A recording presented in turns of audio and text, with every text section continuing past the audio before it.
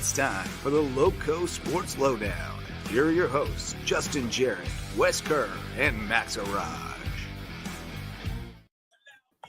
Hey, Loco sports fans. Welcome to another edition of the LowcoSports Lowdown. Wednesday night, we punted on Monday in the midst of the first and worst parts of Debbie. Debbie's still hanging around. We were just lamenting the misery of being indoors for all these days in a row. But the sun is coming out tomorrow, I think. Hope so. That's your bottom dollar that tomorrow there'll be sun. Well played. Let's hope so. Yeah, Debbie is upon us. It's wet outside. There's nothing going on. But we still have stuff to talk about. We're going to talk some baseball. We've been promising a visit from Coach Mullis for a little while now. He is in the green room, ready to talk ball with us tonight. He was ready Monday night, but we punted because you guys were both having some issues with the power and stuff on Monday night. And definitely thoughts go out to those who are affected by the storms. There's a lot of people dealing with flooding damage, and I think power has been not a huge issue, which is good, but the flooding is definitely a concern. I saw Walterboro, a good part of it was underwater earlier today. There was some serious damage out in Ridgeland to Highway 278. There's a big hole in it out there in Jasper County. So there's definitely some damage. Debbie has taken her toll. But sounds like for the most part, everybody is safe. So yes, that's the good news. That is the good news. We're staying high and dry as much as we can. But there was no rain out in Louisiana this week. The baseball went on out there, out in Bossier City where the Hilton Head team was. They had a great run, ended up 4-2. We'll dig into it a little bit more here in a bit, but had a really good run. And I saw that Owen Sanchez he won the batting title, hitting 600 out there, 6 for 10. So they made it to the Final Four, one win away from playing for the championship round, and they took one left lead and then let it go 3-1. So tough showing out there for them. Really good performance. Some other baseball stuff on the news. We'll talk about that with Mullis. And I met our new teammate today. Been a while. We've been trying to get together, but Tim Alonzo, May River High School alum who's now at Coastal Carolina. He's doing this semester at home here in Bluffton, remote, and then going back up there for his last semester in the winter. So he is ready to jump in on Team Lowco. You'll be seeing a lot of him covering fall sports with us, and that is coming right around the corner. So we're excited about all that stuff. And what we do here is presented by our MVP sponsors. We've got Megan Jarrett, the official realtor of Lowco Sports, and my wife. She's with Keller Williams of the Low Country. She can find you a place in the Lowco or help you upgrade to a bigger, better place. And it's a great time to get into the market as soon as these floodwaters recede with Megan Jarrett, the official realtor of Lowco Sports, Keller Williams of the Low Country. Got homegrown home inspections. They'll check out your home and make sure it's good to go from top to bottom. And if you're building a new home, you got to have that phase inspection from Homegrown Home Inspections. They'll check on it every step of the way and make sure it's built right. Hospice Care of the Low Country, providing hospice care, palliative care, and free grief counseling across the Low Country. Great place, Hospice Care of the Low Country, where it's not about dying, it's about living. And Mickelson Law Firm, our original sponsor, presenting sponsor of our Hilton Head Christian Academy coverage, and our official real estate closing attorney of Lowco Sports, Mickelson Law Firm, with us since the beginning. Call on them for all your legal needs. And those are our MVP sponsors. They present our guest tonight. We're keeping him up past his bedtime. We got Coach Ned Mullis joining us to talk ball. What's up, buddy? Good. Doubleheader night with the Yankees. I'm up tonight. Oh, yeah. That's right. Yankees and Angels playing two today. I'm locked into the Little League World Series. I can never get enough of the Little League World Series. I love it. 12 and under baseball. Although I want to call balks on them all, and they're not balks because they can't take leadoffs. Like, he didn't stop. But there's nobody. Did anybody see the little left-handed catcher from Tennessee? For the played against the well, first of all, that Lake Mary team or whatever from Florida. Yeah. Mm-hmm. That's the Orlando Scorpions. So, okay. Okay. I'm familiar real with deal them. travel team right there. But Yeah. we got a bunch of people that work at the plant. They all know them, the Florida team. They were sending me texts. They were like, oh, it's a dude. This is a dude. And they were right. But they had a little picture. I was telling them the last time I saw a little left-hander catcher that was like a really good little catcher. Y'all know who he was? No. Carter Holton. Oh yeah. Carter Holton could catch, boys. I would imagine so. Yeah, I imagine he had the tools. Yeah, when he was 12, he was the best catcher around. But Carter Holton, second round draft pick, right? Of the Braves. Friday night got Vandy. Nice. Yeah, straight out of Savannah. But speaking of dudes, you teased it to me last week, and then it came true. 2 Sharks becoming Anderson Trojans this week. I know you're really proud about those guys, Trace Mishick and then Tyson Brasington, who had been committed to Charleston Southern, and I think you and I talked about it earlier. He really found a good landing spot there at Anderson. Oh gosh, yeah, and I mean they won. I mean it's so good because. I mean, you know, a lot of college recruiting is you're doing a hard sell. Mm-hmm. You know, I mean, you have to kind of go. And I mean, we pick about it all the time. We're kind of out of sight, out of mind down here. So you have to kind of help the process along. Dangle it in front of them. Not really with these guys. They came after, you know, they came after them and just super, you know, it just the whole process. We probably need to get JB back on here again at some point to kind of explain this, but I don't know. So many people are baseball crazy around here. You need to get a grasp of what happened in the last 2 weeks because that sport didn't change for 50 years. And when I tell y'all, it just made a massive change. It is a massive change. Yeah. Get into that a little bit more because you and I have talked about it some, and you've been pumping your college coaching sources and such and trying to get your head around it. But the NCAA announcing, and it's not just baseball. Right. Across the board, they're changing the roster limits and the scholarship limits. In most cases, they're expanding the scholarship limits, but they're limiting the roster size, right? Yes. So right now, let's say, I think you're going to be okay for one more year. The way it's been explained to me, but going into 26, I don't think it's going into effect next year. All right, I might be wrong on that. That might change too. They might just say we're just going to go ahead and do it. But the way it was explained to me, right now you have 40 roster spots, okay, and you have 32 players on. You can scholarship up to 32 players. But you have 11.75 scholarships. Now, all those guys that are on scholarship, though, have to get at least 25%. Does that make sense? So, you know, you can have and it might be 28 on that roster. I can't remember the exact number, but it's somewhere between there, 28 and 32. But the rest of the guys are walk-ons. So they don't – but that could be anything, though. You know, a walk-on is also – a guy that gets the full. Well, Charlie Condon was a walk-on at Georgia initially. Yeah, and you know, I mean, you get that full scholarship. You know, you know, you're essentially a walk-on at that point. That's changing to you can have 32 scholarships, but you can have 32 players. That's it. And if people think that somewhere like the College of Charleston or Charleston Southern, they're not going to be fully funded. And what I mean by that is just because you have 32 scholarships doesn't mean you're going to get the university is going to give you 32 scholarships.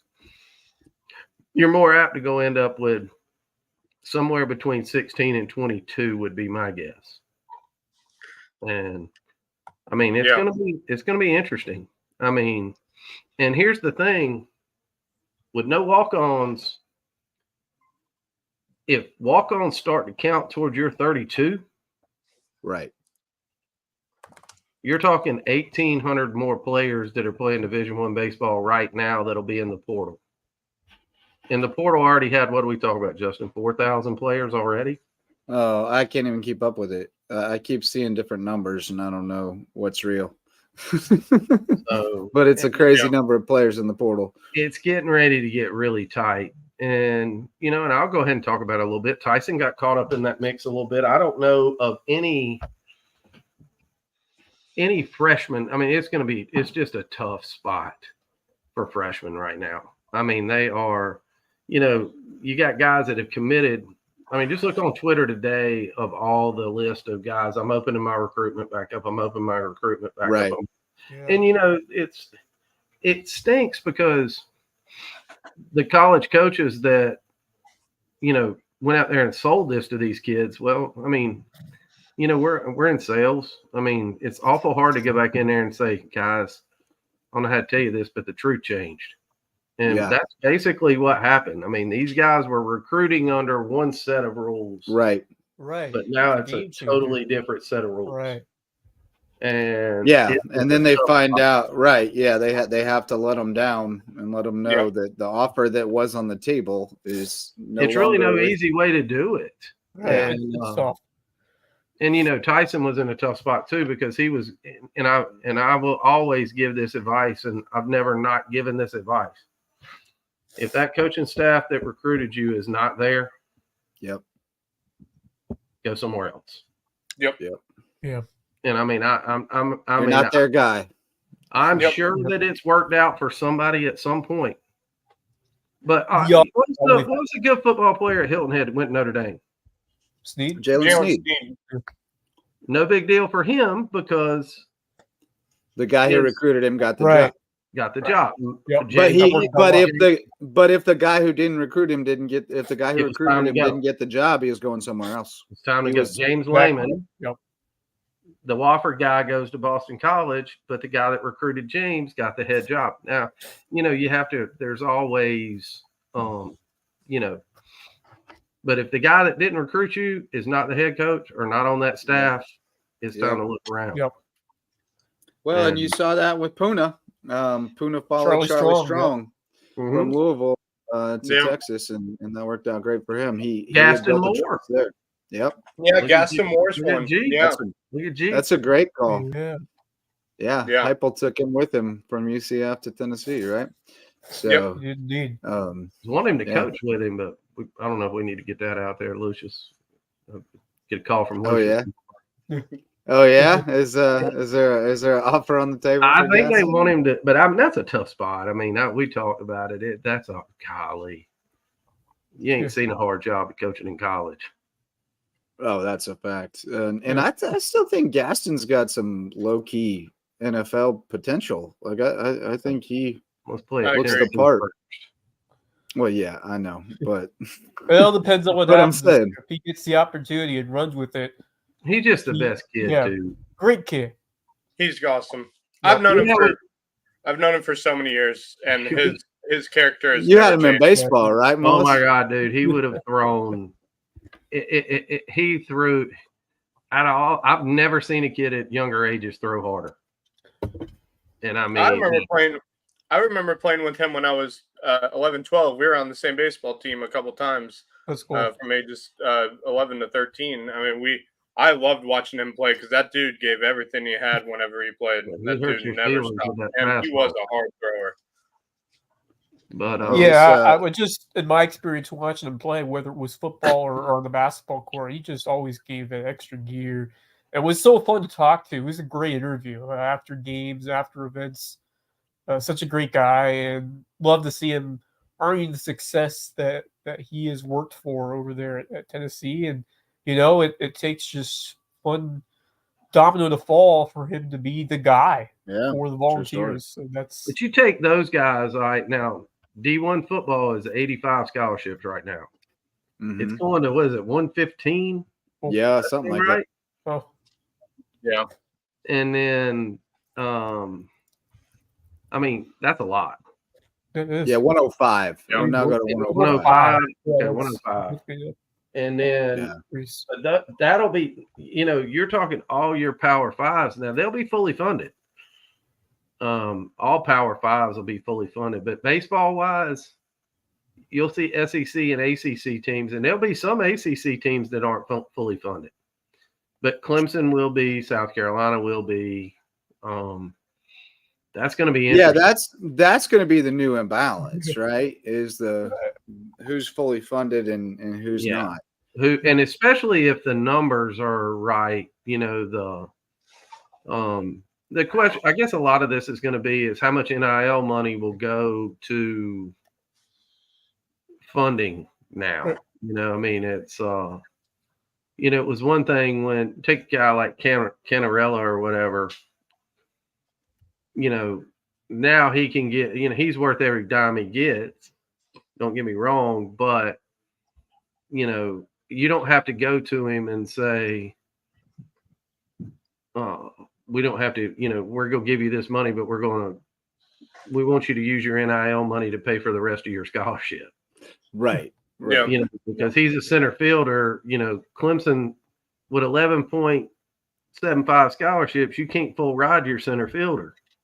Mm-hmm. You know, I mean, it's not the way it works. And, you know, now, you know, they don't have to look at moving money around. You know what I'm saying? Indeed. And you know what else it's going to be? It's going to hurt Duke. It's going to hurt Vanderbilt. It's going to hurt Wake Forest. The guys that were already kind of doing this, but we're doing it with academic money because they were private schools. Stanford for the last 100 years. Yep. Why Stanford been so good? Well, their baseball guys were all on full rides anyway because it's academic money and they didn't have to turn it in. True story. Yeah. Yeah. That's interesting. Yeah, it's going to be, it's definitely, there's so many dang moving parts to all of these things. The big key that all the kids and all the parents need to look at, there's going to be two things that they need to. NAIA Division II baseball, junior college baseball is already very good, right? It's probably very competitive. Very competitive. Best I've seen it in a long time. Oh, yeah. It's going to get better. I've been covering, I've been doing play with Max for USC baseball, and man, we've seen some talent over there. It's getting ready to get better. Yeah, it's significantly, and even in AI when I was over there, I mean, there were some dudes playing ball. Man, you're not going to. I mean, let's use a guy like Steelbird. You better have that connection. You better be that good of a player. Yep. That's how to sign as a freshman. That's the only way it's going to happen anymore.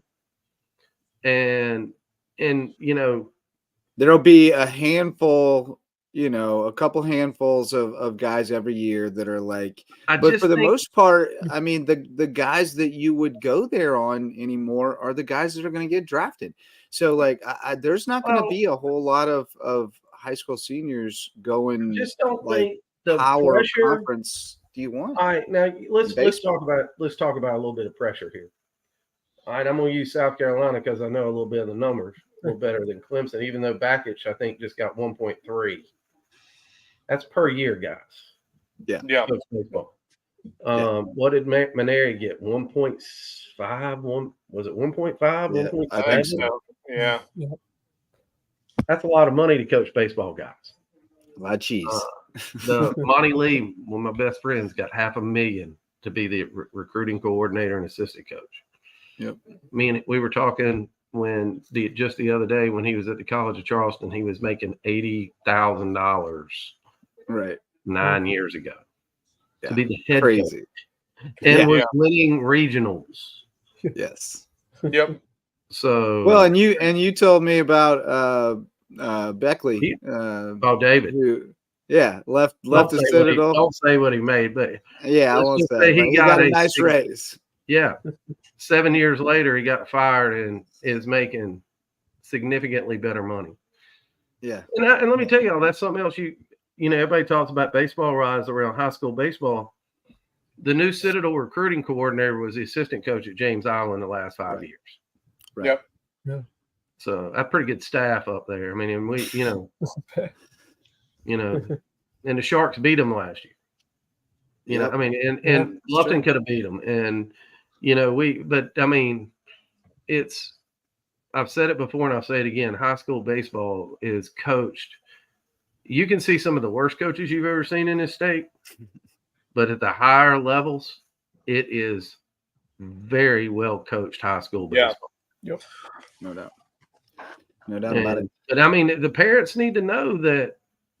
I mean, we got a lot of parents that invest a lot of money in thinking that their kid's going to be one of the the 5% that go to do this. And I've always felt like there's a level that everybody can play at. If you're an above average high school baseball player, you can find a spot. Yeah. You can find a spot. For sure. That's what I've always said. There's a place for you. It just might not be where you want to go to college. You got to college. find the place. You've got to go out and find it. Like Tannen Mankowski. Yep. And he found a spot, and he's going to go up there and do well. Yep. And you're going to, I think the take home of this for if your kid's 11 or 12 or 13, don't be surprised that you're a D2 scholarship is going to be a big deal. Yeah. It's going to be a big deal because getting a free education or at least a discounted education. I just don't think you're just the pressure that these guys are under and the money they're making now. Mm-hmm. They can't take a chance on a high school guy and developing him. No, they ain't got 2 years. Well, there's to develop somebody. Yeah, there's no guarantee they'll be there when they get them developed. That's exactly right. And you're going to go to James Madison or somewhere like that for a second baseman. If you need a second baseman, they're going to go get their shortstop that hit 350 with 7-8 home runs. Mm-hmm. And they can quantify what that guy did. Yep. Against Division I pitching. It translates. Yeah. They know what it looks like. Yeah. Somebody's going to know this guy, and there's like in the age of the Ocho, like there's high level film. There's no way to hide it anymore. You can go social media. You can go find those guys, and that's the scouting. I got one setting up right upstairs now that we talk about scouting reports all the time, and that's what those guys did at Clemson, was sit over there on ESPN3 all week long. And, you can't hide a guy anymore. Right. No. If you have talent, they're going to find you. I mean, it's a lot easier now in this age. It's not that. You can they're out there. College baseball now is scouting. Yeah. And it ain't like the old days when we would be sitting around. Hey, did you play against this dude in high school? He's from over near where you're from. You ever faced this guy? It ain't like that anymore. And it's much tougher to hide a diamond in the rough. No, these days. They get and they get those advanced metrics on, say, Darren. He's 62% slider or whatever. They've got all that now. Yeah. It's all the advanced metrics, even like the stats that you see on some of those websites that provide detail on these guys. I mean, it's all out there. What's that? Have y'all ever looked at that Pitching Ninja? Yeah, I love it. It's awesome. Yeah, I love Pitching Ninja. I'm locked into this Indiana-Illinois game right now. Bottom of the 7th. They're in extras. Yeah. Oh, got it. It's a good game going on. This is the Great Lakes Region Championship game. I tell you that you want to talk about some high level. I still wish they would go ahead and fix that field a little bit. But look at these guys. I mean, that's 46-60, right? Yeah. 40. No, they haven't it's 46-60. That's exactly what it is. All right, and they play close bases. They have an intermediate division, which is that's like ozone, right? It's like ozone. Yeah. It's like 50-70 with open base, which I would rather watch that, but that's not what they put on TV. But have y'all seen the difference? And I'm going to bring this up. Look at the difference a hack attack has made in just a few years. Oh, yeah. With guys hitting fastballs. Yeah. Used to, if you'd watch one of these little league baseball games and a guy was throwing 70 plus, they were toast. They were done. You could forget it. And half of them you found out he was 16 a few years later. Whatever. It ain't like that anymore. No. Look at every one of these guys can hit that fastball. Well, and they throw nothing but junk because of it. That's exactly right. But they throw a whole lot of curveballs in this thing. But I mean, it is the fastball is not the weapon that it used to be because you can replicate it now. It was never, you could never replicate it before. True. If you barrel the fastball in those little fields too, it's gone. And they were all swinging them drop 5 hot. job. I mean, Oh, yeah. yeah. I mean, we kind of At least they're USA though. At least Yeah. they're dead and But them old, I mean, we kind of noticed. Hot. Yeah, we kind of noticed that at the Dixie Boys World Series that a lot of these pitchers had gotten most of their breaking balls on. They've learned how to throw those breaking balls and throw it well and somewhat accurately too. Yeah, they land them. They land them. And it's because they know if they don't, trying to throw a fastball is not going to work anymore. Gotta have that. Not an absolute rocket for an arm. It's just it can be. I mean, very you can difficult. still get it by them, but man, those big boys, they're on those fastballs. I tell you what, Yes, those kids sir. from Hattiesburg could hit a baseball. Oh man, Oh, man, you ain't that kidding. was an impressive team. Man. Both teams. I don't know Yeah. what they're doing in Hattiesburg, Mullis, but they got it figured out over there. Well, Solid talent over there. they're doing, they're kind of double dipping on it. Yeah, I'm sure that's it. They got travel teams that are going in. I mean, most of the Good kids mix on of both them. of those teams, because I talked to the parents, most of the kids on both of those teams play on a travel team together. So they've That's they've played you together could tell. long enough to know. Yeah. Well, the teams that make it far in those things do. I mean, the Hilton Head teams are the same way. Well, I mean, you're hoping And the that that's Bluffton teams what when the they did it Waves were the are. same way. You're hoping that that's Talk kind of about what the those World Waves will Series do a little bit squads. too, and Right. I still said it could, it can coexist if you do it right. Right. Hilton Head does a great job of making it coexist.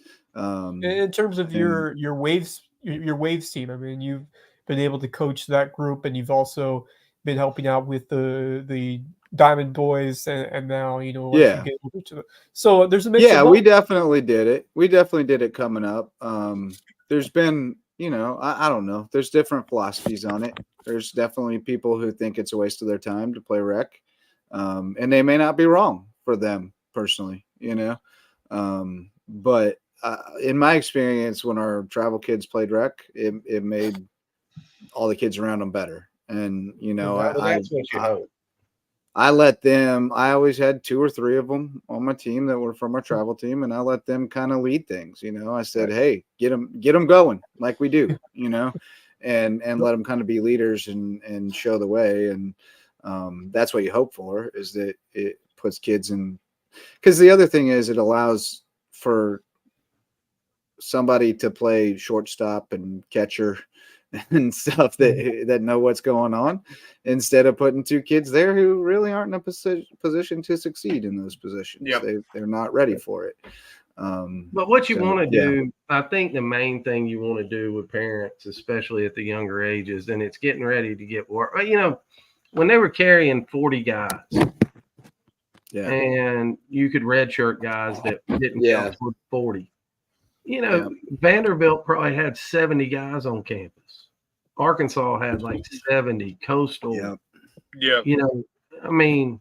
And then at the break, they all started calling places like USCP and NAIA schools going, hey, I don't think I'm in the mix here. I mean, it is if this truly cleans up that numbers game, you're not going to believe how good D2 baseball gets. Oh, my God. Oh, my. Yeah. And I mean, that's true, because there were always a bunch of people who got caught in between on that, where they didn't see the writing on the wall in time and they didn't get out, and they were just stuck in misery for a season. And you think about 14 guys or 34 guys. Mm-hmm. You got to carry 4 catchers. Right. You go carry anywhere between 18 and 22 pitchers. Yep. Somewhere in there. So let's just say 18. That's so there goes 60% of your roster. 20. Start adding her up. And I mean, now you're at 24, and you've got 10 guys to play 8 positions. Yep. You're gonna either need some position players to pitch. You're gonna need 2-way guys, or you're gonna need some serious utility players who can one of your catchers is gonna have to be a utility guy. Play some outfield, play some first base, third base. Take Trace, for example. The best selling point of Trace Mishnick. First thing that coach asked when he called was, how quick can he play? And I said, well, Bat's going to play pretty quick, but he's going to need, he needs a year or so as a catcher. Yeah. But there's not a lot of guys that are ready. To be a college catcher, no, sorry, they're just not to go catch what they need them to catch these days. These guys catch 56 games, and they're just not ready physically for it yet. Right. If Tater, he was about the closest one I ever saw. Tater Goodson. Yes, and that guy was ready to go, but he got caught up in one of them coaching changes. Yeah, he started out at the Citadel. Is that right? Yeah, and then he went and set records at Spartanburg Methodist. Right. That ain't never gonna get broke because he stayed an extra year because of COVID. Yeah. But, that's right. But 3 years at Spartanburg Methodist. he put up some hurt your feelings numbers up there, and they but you take those guys. You're gonna have to. This is what how many times you hear me say that, Justin? Have more tools in your toolbox. The more tools you can have in your toolbox, the better you're gonna be. And you're gonna have to be one of those guys. We used to always say it. They recruit 5 shortstops in every class. Yep. And they move one to second, one to third, and one to center. One's going to eat their way over to third. One's going to, they're going to go around. One's going up in center field. And Camarella got recruited as a shortstop. He was a shortstop in high school. Yep. You're going to see those guys like what's the good Slade? Yeah. That guy could play 9 positions. Everything. Sure. Like you gonna tell me he couldn't catch? Yeah. He could catch if he wanted to catch. Yeah. But he's an outfielder. He played outfield a lot this summer, and those guys are going to get to, they're just going to be invaluable. But that might that's always been kind of the philosophy, though, right? Like you recruit as many shortstops as you can because not everybody's going to stick at shortstop. But college baseball had got to the point where they could carry so many. They were specializing. They were starting to specialize. Yeah. They don't. Yeah. You're not going to just recruiting ball players again. Well, you can't recruit 4 first basemen. Right. And like we told with that guy with Trace, I was like, his bat's going to play right away, but he could play a corner outfield spot. He could maybe play second base. You never know. What they could do with him early on to get him ready to play. But I'll tell y'all something else. And I've said this 1,000 times. One of the biggest selling points with Trace when we got talking about it is it doesn't show in high school, but that dude can run. Yeah. And he is a plus speed catcher. Like because you run for him in high school. Yeah. You get run for in high school. And, he's a college catcher that's going to be able to go for first to third. He's going to be able to score on a base hit. And that, my friend, is the difference between an NCAA catcher and an NAIA catcher, because in NAIA, they can still run for you. But not the big boys. They ain't recruiting you to the NCAAs if you can't run. But I mean, those are huge selling points. And that's what you hope that parents are listening to this, because you can kind of, that's why we had JB on last year, to let him kind of give them a little bit of insight, of this is truly what these college coaches look at. I mean, they're going to ask grades 1. Yep. Is he a good kid 2? Well, and I'll tell you that trickles down too. I mean, and then they're going to ask about the family. Yep. And then they're going to ask about baseball. And you talk about the speed thing too, about how important that is. And that's like 5. That trickles down. I mean, when we got an opening on our travel team, it's the same questions, man. Like, what kind of kid is he? How's the family? It's all those same things. And then it's, if he can't run, like a lot of it's a non-starter, because you got to at least have some foot speed to be able to play the game. You can't clog those bases up because it's so damn hard to hit, and it's so. And I don't know about you, but I got my own saying. It's hard. The only way to get faster is to practice running fast. You can't clog those bases. No, you can't. And when you start having to string hits together, that's a long day. Yeah. And it's hard enough for guys to hit as it is, but when you got to string them together, but you start going first to third on people and you can score some runs. Well, and you got to be able to move up on a dirt ball, and you got to be able to solve do those. You got to be able to break up a double play or if you get out, if anybody gets out, I want them to watch Tyson play. Yeah, and it's not because he is just. I've coached past baseball players, and I didn't think I'd ever have a better base runner than James. The IQ of the game. I mean, James Lehman can run the bases, boys, on a high level.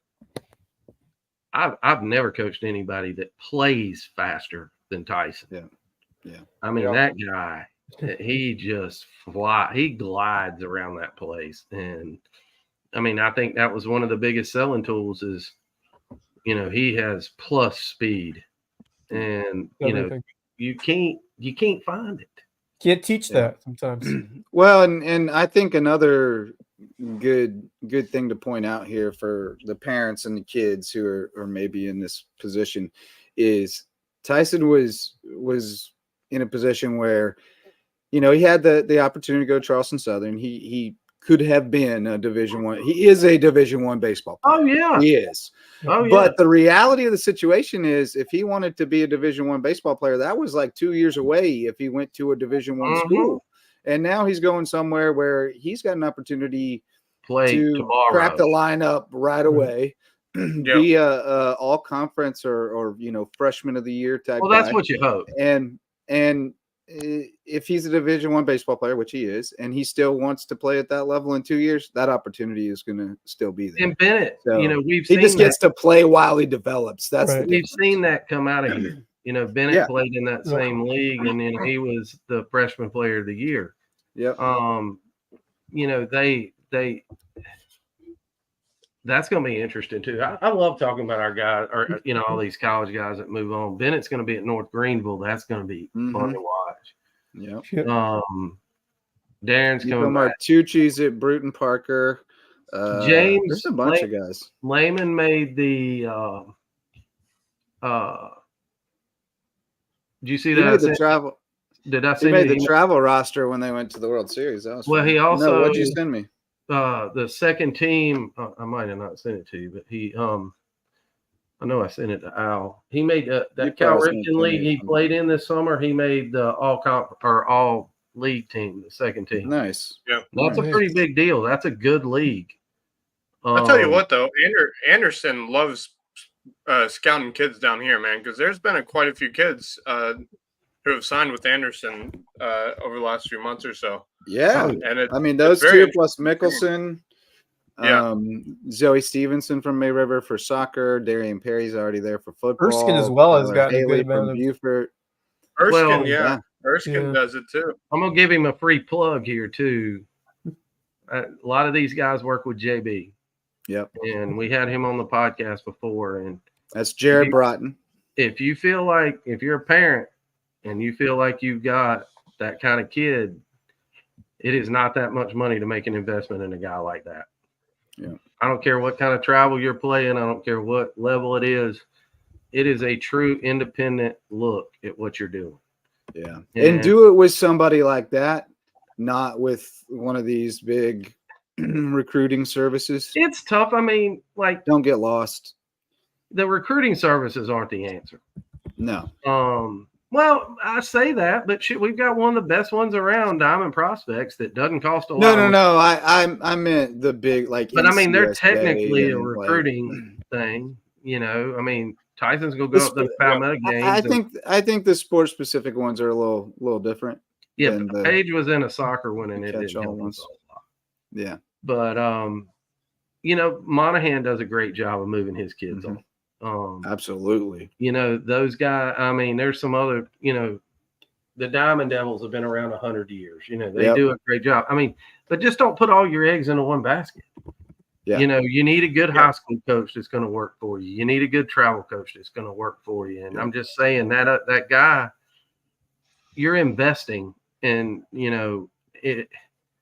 it's just like you said, there's a bunch of guys up at Anderson right now, but you take these guys. I was picking with Justin earlier today. We've got a guy in every class that can play at Anderson.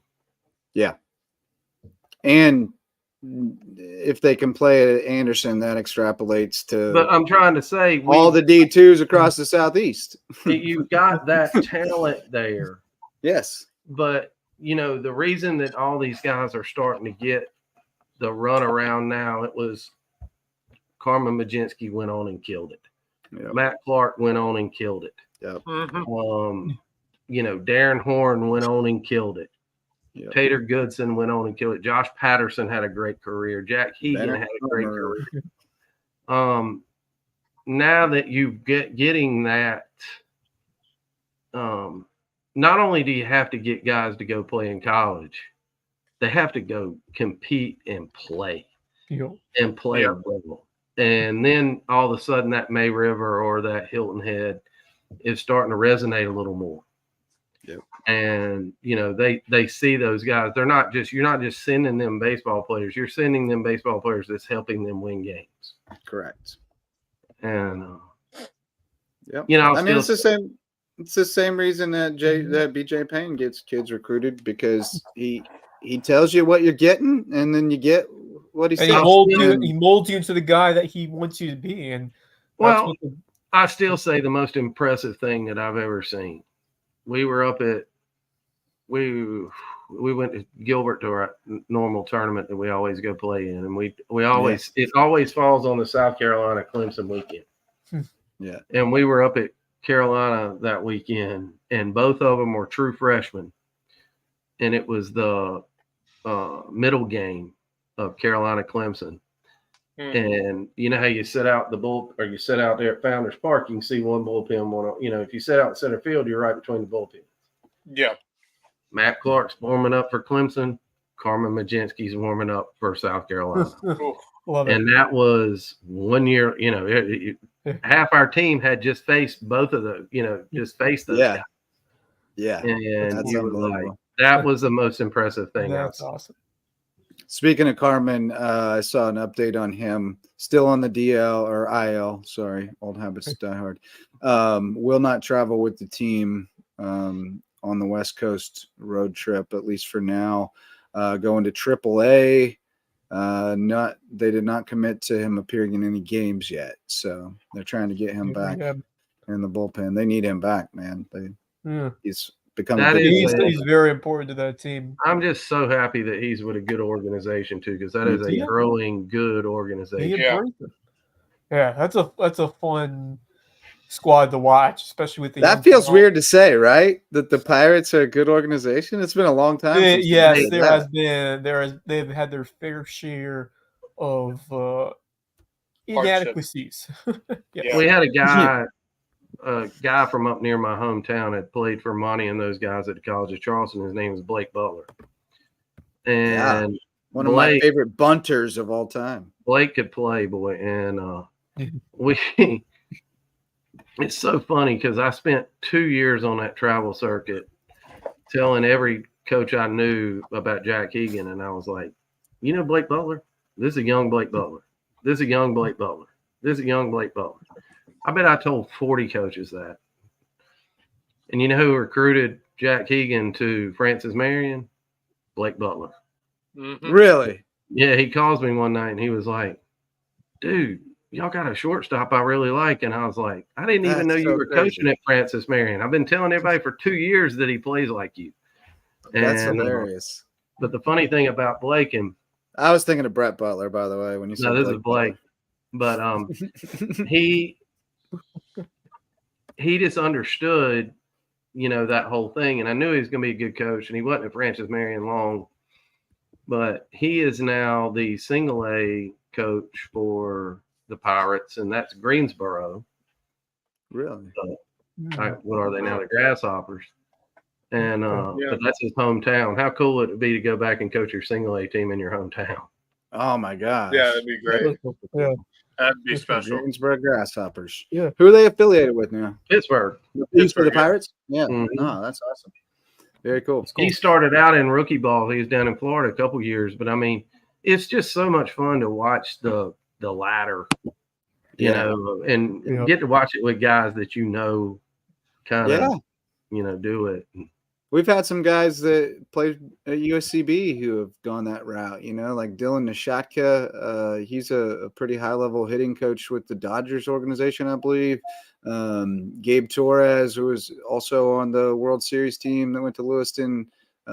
He was like a strength and conditioning guy with the Nationals last I checked. Like there's been quite a few guys who well, the Dodgers AAA manager lives in Greenville. I mean, baseball is – people don't understand just the level of baseball that is around this state. It is insane. Oh, it's back.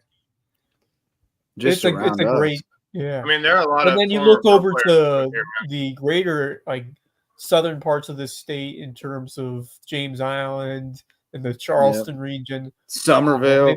Yeah, Somerville, man. Yeah, dude.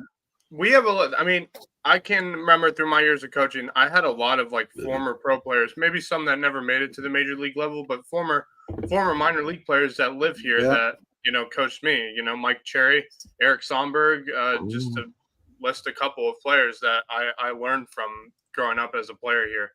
So, I mean, there's a lot of former talent that can teach you very important things about the game of baseball. No doubt. Cherry has got one of those distinctions of he was on Chow Port's last Citadel teams, and when they went to the World Series, and I think he was in his last recruiting class, if I'm not mistaken. I think that's what it was. But that's going to be interesting with the Citadel because the Citadel, I know those guys. David and I talk a lot, and the coach that they hired is from Newberry and is triplet. And a lot of those guys from Anderson all played for him. And they're going to kind of go back to what the Citadel was great. And it was it's going to kind of look like triple option Navy Army football. and these guys all cut their teeth under Wofford's coach. And Wofford has competed at a high level doing this same thing of being the best base running team in the country. Yep. And they recruit to it. And so you take James. They recruited James to that system. He is perfect for that system. And hit it to the gaps and run like hell. Great base runner. And but I mean those guys swing level, run like the devil. Ooh, ah. Watch the Citadel. Watch the Citadel. Watch the Citadel in the next couple years of the players they're going after. Yeah. And then, that's a place where that 34 might be a huge advantage to them. Yeah. And, especially if these teams can't hoard people up because they're going to have that multi guy. Yeah. He's going to be able to play 4 or 5 positions. He's going to be able to run. They're going to find that guy.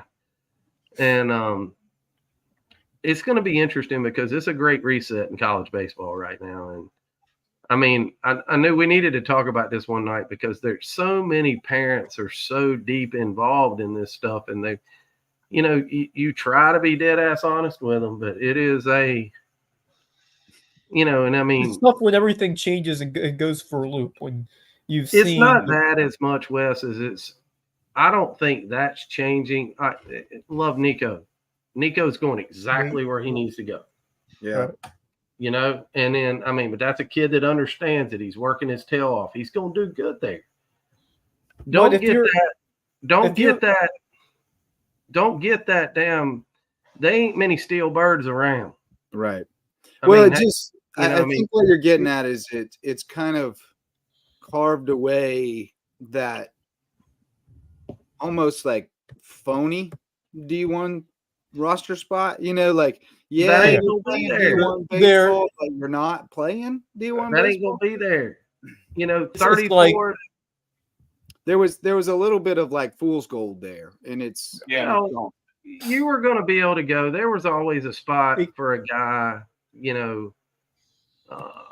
I got a buddy of mine that would every 30 guy he got on the ACT, he got a bonus. Yeah. So you better believe from 34 through 40 or 32 through 40 or whatever it was, the scholarship. All those guys had 30 on the ACT. Every one of those guys was a scholar. Right. You know, and I mean, and you can find smart baseball players too, but you know,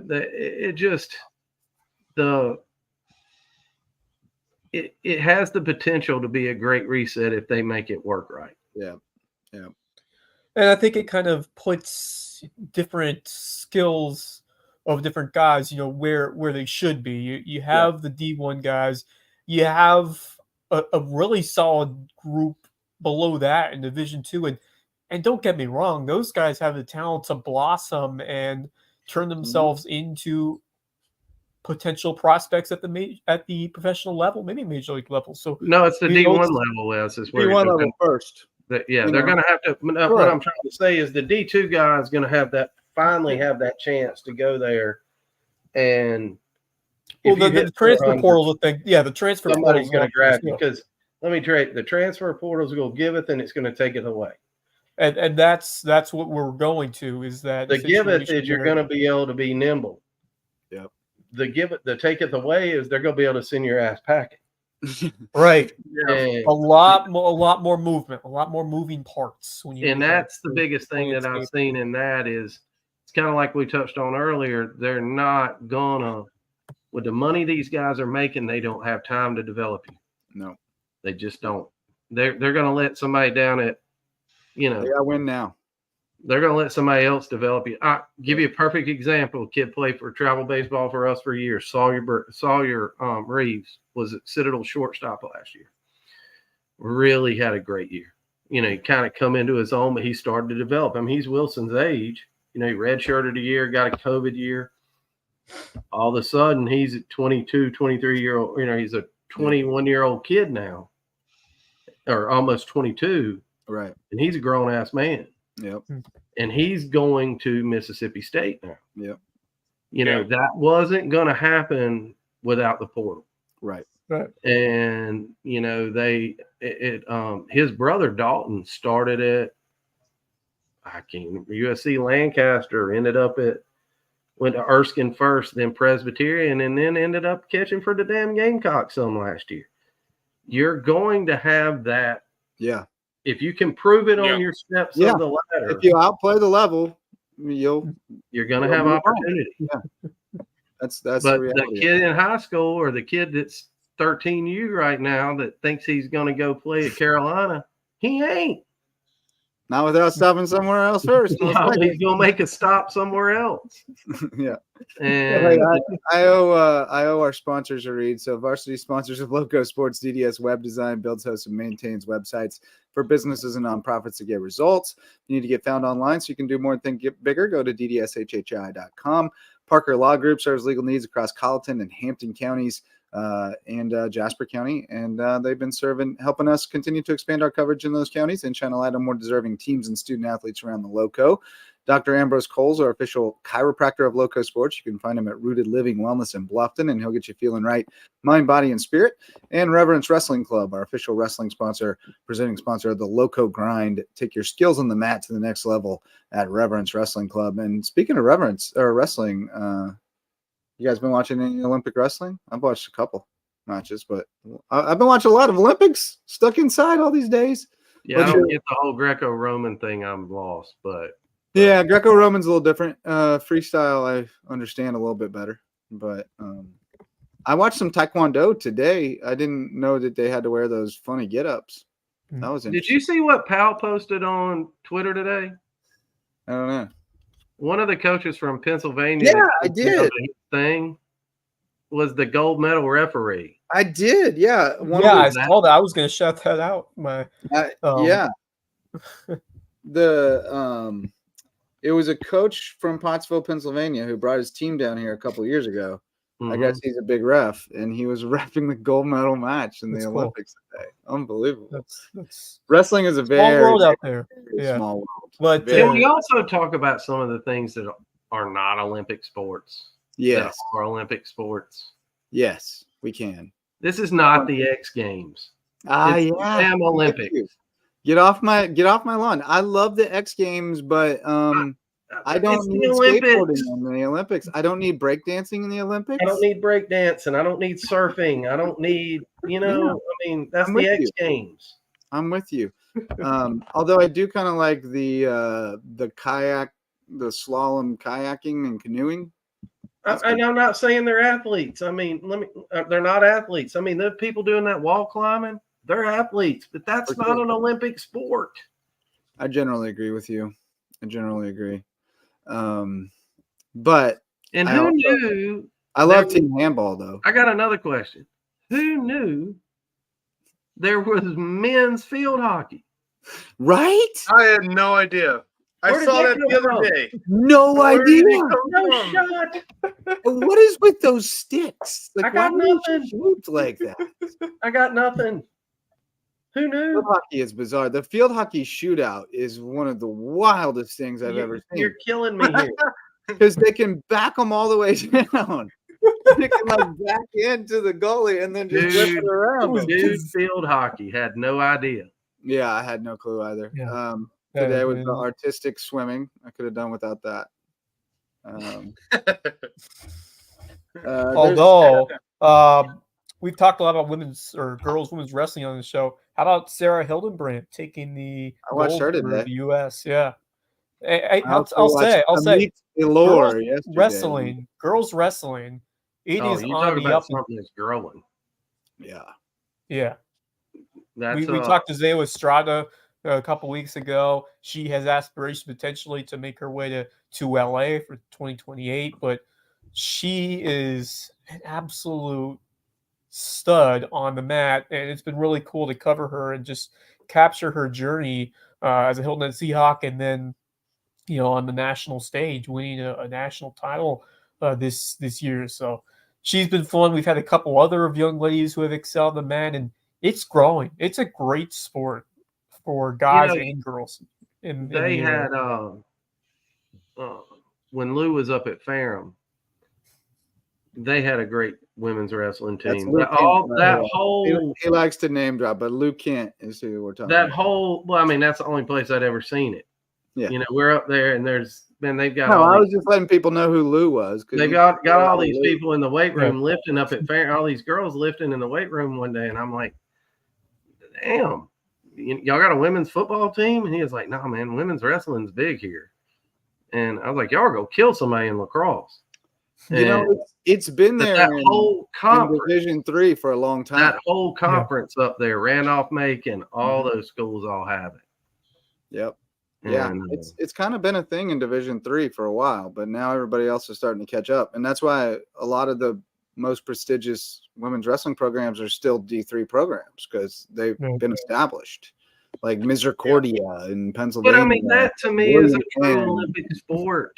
For sure. It's like the original Olympic sport. Yes. Come on, man. That one and see how far you can throw this rock. I mean, why are we I bet I can throw this flat rock further than you. Why are we skipping the 100 meters here? And why is it not on? Come on, man. Yeah. No, I'm not sure golf's an Olympic sport. It doesn't need to be. Well, and you and I are both big Tony Kornheiser guys, so we both probably are borrowing this argument, but I agree with it that if it's not the biggest thing you can win in your sport, then it doesn't probably need to not. be in the Olympics. But that's kind of well. Look at the emotion of Novak Djokovic when he won. That's true. Scheffler crying during the national anthem. That means something to those guys. And you look at the NBA and the top players in that sport. That means something to Curry. The argument there is that that's the biggest thing that Team USA can win in basketball. Right. I'll also argue with you that some people figured out how to maximize their brand globally. Mm-hmm. I think that's also pretty. Yeah, that's definitely got a lot to do with part of it. Yeah. There's levels to it. Yeah, I miss baseball in the Olympics and softball. Don't worry, I think it'll be back in 2028. Don't worry. I mean, you could sell me those aren't Olympic sports. Apparently the those aren't softball. Olympic sports. They really don't have enough worldwide appeal to be Olympic. I mean, by the way, softball on the other hand, I feel like softball would be. So softball's not going to even be in LA. Softball apparently will be held in Oklahoma instead of in LA for the Oh Olympics in yeah, 2020. it's the only place in I can America see we can that. play softball is in Oklahoma City. Apparently. Well, they built some stuff out there for it, though. Oh yeah. Well, I mean By far the best the facilities. surfing in France is in Tahiti. So That's like. And how by the many way, miles away what's is his that? name? Colin Jost or whatever. yeah, Yes. He has been the perfect surfing guy. yeah. I will agree. I don't think surfing should be an Olympic sport, but I wouldn't argue against being in Tahiti for like No. 2 weeks. Yeah, that's a good deal. Breakdancing. Break Not a bad Breakdancing. place to be. Some Break fool that- getting no. a damn gold medal for breakdancing. That's not even a sport. Can we just agree? Breakdancing is not a Look, sport. I owned Alfonso's breaking board as a child, and hammer pants, and I was parachute pants, and I was, I was like 8 and trying like hell to break dance. I do not think it belongs in the Olympics. No, seriously, my mom ordered me when I was a kid. I had Alfonso's breaking board, which was just a big fold-out piece of cardboard. That like had like checker marks around the outside and said Alfonso's breaking board, and then it came with a cassette tape of breakdancing music. I guess this whole thing, the whole Olympics thing, I mean, they could condense this thing into a week if they get rid of all this other crap. I mean, I'm waiting for cornhole to be in there. Oh, Pickleball. Yeah. Hey, bring bass fishing in. Hell, we'll go do that. It's a D1 sport. Yes. Yeah. Well, Yes. when it's really going to cross the Rubicon is when we have esports in the Olympics. Yeah, that's really going to be Oh God. a breaking point when you have the virtual Nah. athletes. That should be like a whole separate Olympics. Just Yeah. have the E-Olympics. When you can win a gold medal in the Olympics for Has a player anybody like Call of Duty, that's when I'm just going to out? Let me preface this. I don't want to get down the road here, but has anybody seen a boxing match that wasn't one of the controversial ones? I've watched a couple, but man, I'll tell you can't what, find it. You can't find it. you can on Peacock, but I'll tell you, You know what I mean? Olympic boxing ain't what it used to be. I watched but- one. I watched one. I mean, that boxing is an match Olympic wasn't sport. controversial. Yeah, but Olympic Yeah. boxing ain't what it used to be. It's pretty boring to watch these days. It is really boring to watch. It ain't. But I mean, I remember I'm old enough where I saw Sugar Ray Leonard and them. Yeah, me Yeah, too. It's not like it was back in the golden days. Yep. Sure. Well, hey boys, let's shout out our last round of sponsors, and then we'll get to our parting thoughts and call it a night. The Lowco Booster Club supports us, so please support them. We got Court Lifestyle Pros. Daniel and Debbie Court are Lowco natives with Charter One Realty. They want to bring you home to Hilton Head Island. Eagle Creations has promotional items and custom apparel, as well as custom gift baskets and all kinds of cool stuff over at their shop on Argent Boulevard. Go check them out. We've also got Lowco swag over there. Dropping the link in the comments. We got to get Mullis in a new Lowco hat. Oh, I got a good one tonight, boys. Needs to happen. Jay's Barbershop, the place to be in Ridgeland, whether you need a haircut or not. Wander in there for the great conversation and come out looking stylish at Jay's Barbershop. Barefoot Floor Care, the Low Country. Chris Odom gave us our nightly like. Floor so clean, your feet will thank you, from Barefoot Floor Care, the Low Country. And Hudson's Seafood House on the Docks, presenting sponsor of Under the Bus. Our friends from Under the Bus put out a great episode yesterday. Go check it out. They got into they were pretty moved by Scotty Scheffler crying during the national anthem. They Take it from a fat boy. Hudson's Oyster Po' Boy Andrews Way. Andrew's Way. Okay. I'm more of a scrimps guy than an oyster guy. Oyster Po' Boy Andrews Way. All right. Well, I have been coached up how to order it. you have yet to lead me astray on food, my friend. You can get a shrimp po' boy, just get it Andrews Way. It is phenomenal. So that's the Lowco Booster Club. You heard it from Mullis. You got to get that po' boy Andrew's Way at Hudson Seafood House on the Docks. Parting thoughts, gentlemen. What do you got for me? I have a couple actually. What? If y'all don't mind, I did see something very interesting today. So a fixture for Major League Baseball next year, the Braves are playing the Reds at Bristol Motorsports Motor Speedway next year, Really? which I find very unusual, very weird. But I would be, if they sell out this game, it would be the most attendance ever for a baseball game at around 110,000 people. Have y'all seen the way they laid it out? No, No, but I I'm haven't about to seen look it up. It is sweet. Is It it? is. Okay, I gotta look My it up. two So what favorite are the things, dimensions NASCAR going to and be? baseball. I'm gonna have to go to this. Because I So what it's saying is, the place holds around 150,000 people. So that's a that's a lot of people. Yeah. The only the only game that's had over 100,000 people in the history of Major League Baseball, back in the day in 2008, between the Red Sox and the Dodgers, they had a game at Memorial Coliseum in Los Angeles, and that was around 115,000 people. So this is like an uncharted waters at this point with this game, and I cannot wait for that. Y'all aren't rednecks. I doubt either one of y'all been to Bristol. I have been. I have not been to Bristol. It is massive. I've been once. Yeah. Oh, it's huge. It's massive. It is crazy. hard to explain. It's 150,000 people around a half-mile racetrack. Yeah. They call it the last great Coliseum for a reason. And it is for real. And but Well, that I mean, they had, they Start running uphill. That's the warning track. it's not how you would think that you would have it set up in there. It looks like it's going to fit. And it's just it's very because you unusual. think about it, when they did the Coliseum, that's a quarter mile.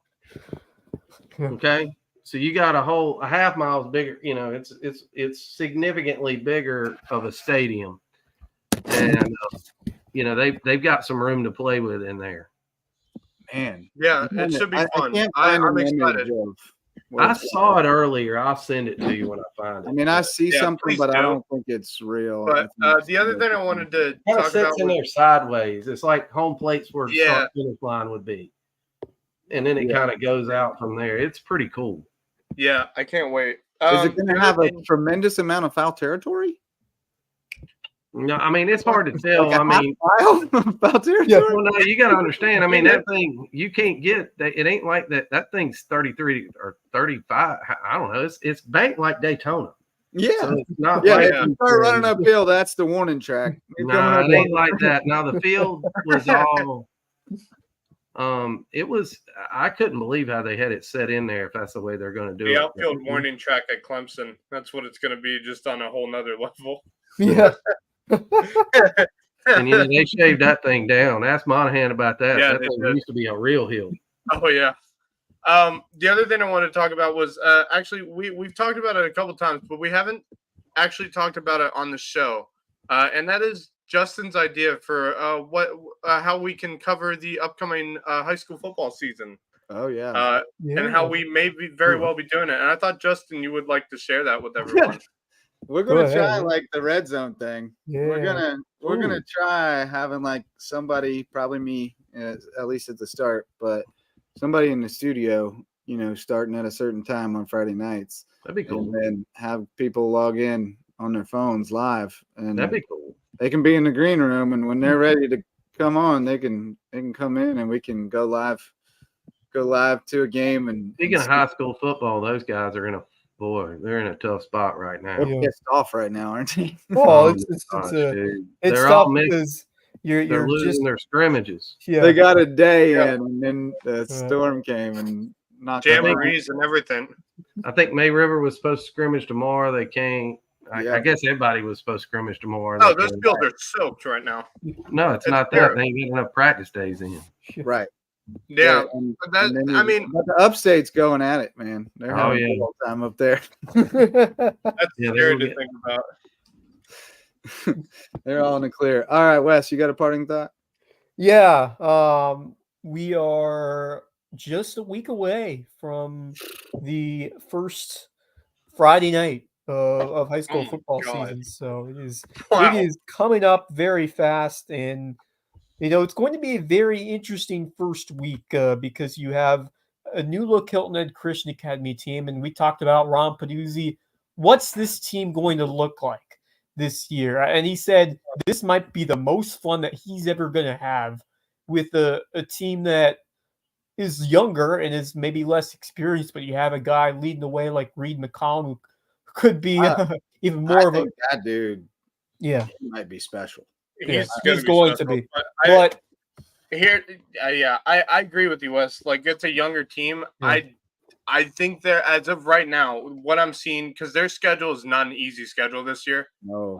What I'm seeing right now is I think they're going to sit, in my opinion, and I hate saying this because I am a former Christian Academy Eagle, but I see them as maybe a 7-5 team this year. They're a very young team against a very tough schedule. But you know what? You don't want to play them at the end. Yeah, I don't care what the record. Like, if they go 7-5, they get in the playoffs. You don't want to see them there. And I would love to see how far they can go. I would love to. I agree. Yeah, I would love to see how far they can go in the playoffs. But looking at their schedule, they have to play the number 1 private school team in South Carolina, and that's Hammond. They got to play at Hammond this year, and then you follow it the very next week with a home game against what should be a solid Pinewood Prep team. Very good. So Northwood's real good too. Yeah. So Northwood's going to be over. They got a tough schedule. The one game I think everyone's intrigued about is that Battery Creek Hilton Head Christian Academy. See how that one goes. That'll be interesting because it's gonna be fun. Battery Creek plays them and JP2 right out of the gate. Yeah. So it's very unusual. Although Christian Academy plays JP2 twice this year, which I also found very interesting. Wow. Yeah. So will they both be? One of them will be a region game. One of them will not. They couldn't get. Couldn't find another opponent. I assume that's what it is. It's a big gate. I don't know. It's a big gate. Yeah. Mullis is just biting his lip over there while we talk about the skeezers. Come on, Mullis. What? Hey. He'll be sitting down on the track at May River, I'm sure. Oh yeah. I will be at the May River games this year. Yeah. No, I'm pretty high on May River this year. I like what they've built over there, and I like the energy that's coming out of camp from what I've heard. Right. So, Mullis, are you Statler or are you Waldorf? It never gets old. Never gets old. Never gets old. I'll tell you, my take home is I don't know if y'all seen me fidget around in here. Paige took her summer school class in my office. And my damn chair I don't have an arm for my chair anymore. First time I sat down in my office chair tonight. And there's Statler Waldorf for you, in case you didn't get the reference. Oh my God, they're so good. Never gets old. That was Ahmad and Stefan. That was you and Ronnie Summers. Every time I saw you in the gym, you'd be standing down there at the end, Statler and Waldorf in it. But so what's your parting thought, Mullis? You got anything? I'm mad at Paige for breaking my damn chair. What's your parting thought? Paige Mullis. Paige Mullis broke the damn chair. Well, I think Office Depot getting a new chair tomorrow. I got nothing for my arm here. That dovetails into my parting thought, which is, can we please get these children to the damn school? Friday would be fantastic. I tell you what, man, I'm starting to get sick and tired of the minors I'm working at Publix. I've had to spend all summer long with them, and they can annoy the hell out of me. It's been a mess. And everyone's trying to scramble and get things for the chance that power could go out, and then you have the. You would have loved. I will say, I got 6 boxes of McCracken PTO Spiritware sitting in my office right now, waiting to be handed out. So the nicest guy on this planet, guys, one of the nicest guys you'll ever meet is Keith Stewart. Yep. I don't know how much y'all know Coach Stewart, but just as it gets, one of the nicest guys you'll ever meet. And he's been working his tail off, and he's finally got to be a principal. Mm-hmm. He's at Bluffton Middle, right? Bluffton Middle. Especially went to Bluffton. We were the text chain this week was, as usual, your timing is impeccable. And you think about all the new employees that are starting out these schools. Oh my gosh, dude! It just Oh, you want to start school early this year? Here's 2 feet of rain. I think you brought it on yourselves. They like to use them on it. Yeah, this was the first year that they scheduled up early. Like they were supposed to start the 7th. Yeah, we're gonna get out in front of these hurricanes. You sure did. On you. Go ahead and use up all them hurricane days. And guys, I don't think anybody. We don't need to poo-poo this hurricane. What's happening not far from here is really bad. It really is. Yeah. It's shocking, the roads just up the road. We really did dodge a bullet around here, and I mean. There was We a got to video. talk about the people in the farm over there. I mean, they've got Midland and bad Hampton, flooding and or Jasper and Hampton and Colleton, they're like bridges out. underwater. Dude, Statesboro is flooding bad. I Yep. mean, There was a picture. There's a Edisville video Island on got hit social with the media. tornado. Yeah. There I'm was supposed to there go was a video on see, social BJ media. Barnum. Yeah, up I on mean, there was a Edisville video on Island. social media of this road in Colleton County completely gone, and everything under there was gone. I was like, Yeah. whoa. I mean, and these are not in downtown Walterboro. Like these are not easy Yeah. fixes. These are not easy fixes. Ugh. No. And then you go even farther up the road into Charleston, which always floods no matter what. But Not it's the just, Yeah. it's Now they just really total did get picture. the 20 inches. Yeah. Well, Yeah. so did we. I mean, my neighbor up the street got 11 inches the first night in a bucket and then got 10 the next night. Like, we got every bit of 20 inches. I went to the Walmart in Bluffton. I think it was on Tuesday night. I get to the parking lot and realized how bad their drainage system is because I got out of the car and the water was halfway up my calf. Mm. This is- Ooh, boy. Yeah. No, I had to It's get gonna out and be- drive this is around a little gonna bit. be, I can't take This is 24 hours in the house. yeah, this is Yeah, no, it's just you get to that Actually- third crazy point where I gotta do something. I gotta find a way to get It's some good exercise. weed pulling conditions out there. Hey, I will say we needed rain. I've been talking about all summer. Not this needed much. rain. Not Yeah, this much, no. man. No, no, not this much. We I will should say, be more spread out and I not don't know get a if any month of y'all worth go to of Hilton rain. Head Well, at least enough. it's nice and cool out there. Yes, that's what I want. I want it to be somewhat cool for at least another day or so, so I don't have to worry It's about gonna be humid as hell once the sun comes The back. other thing I saw was as I was heading to Hilton Head today because I had to drop my mom and my sister off at the airport, and I was heading on to Hilton Head, and if y'all know where that gas station is, right before you get Yeah. to the bridges, The roof the collapsed. whole roof Oh, collapsed wow. in. Oh, no. If you're going over the Who flyover, you could see the entire roof caved in. It Who was went to that crazy. gas station though? I've never in 20 years here been in that gas station. I've gone once, maybe once. I don't know. I honestly can't remember. It was in. It's a terrible spot. It's a very terrible spot for. The a only gas good thing about it is it's the last. Like if you're in traffic going on the island and you're about to run out, That is true. Yeah, why it Not is. anymore. That roof's been there for so long, and now it's Yeah, gone. it's gone. Well, hey boys, I think we've done enough damage tonight. Let's call it a night, and we'll reconvene Friday night for another Loco Sports Lowdown. We'll try to round up some good guests.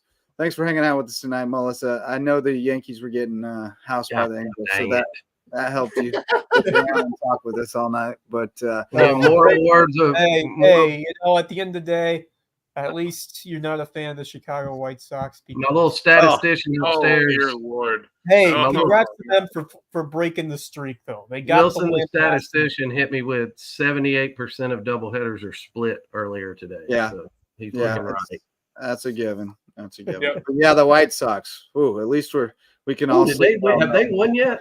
Man. Yes, they They did. finally got on the Finally. board last night against. What was it? 22 games or something? 21. Biden was They- still what running for they did was- president the last time they They won. trolled them. They trolled them by playing I 22 heard by that today. Taylor It was Swift. hilarious. So they played 22 by Taylor Swift for the game, and Oh, the God. effect Speaking was of the that, other way. and we got 2 more seconds. Yeah. Have y'all seen the Taylor Swift stuff tonight? No, what? Yeah, the Just concert watch got it. cut off. I don't yeah. even. I don't know if it's something we want to bring up on I here or think not. but- that's that. Just heart goes out to everyone over there. in- Oh, geez. Yeah. Thank the Lord they caught him. Terror Yeah. plot attacks. Yeah. What Wow. happened? They were So- going to have Hold a. on. They were Apparently going to have a some terror terror. attacks There was a in terrorist Vienna, Austria. threat Supposed at the Yeah. Taylor Swift Vienna concert. Wow. But they caught him. That's Wow. good. They did. Good job. Holy crap. That's We'll wild. watch That's it. scary. Scary. That is absolutely scary. Scary world we live in, folks. Yeah. Let's keep our kids playing sports. Love to see that. Let's keep talking about sports. right, guys. Focus on other things. But well, thanks so much to Mullis for hanging out with us tonight. Thanks to our sponsors, and thanks to you for showing up to listen or watch, whether you did it live or you're coming to us later. We appreciate you, and we'll see you next time. For Wes Kerr, Max Arraj, Ned Mullis, I'm Justin Jarrett. Till next time, go Loco. The LowcoSports Lowdown podcast is a production of Lowco Media LLC and LowcoSports.com, an independent media outlet providing grassroots local sports coverage in the South Carolina Lowcountry. We are sustained by community support from sponsors and patrons like you. Get in the game with a monthly pledge of $1 or more at patreon.com/LowcoSports to keep us going and growing.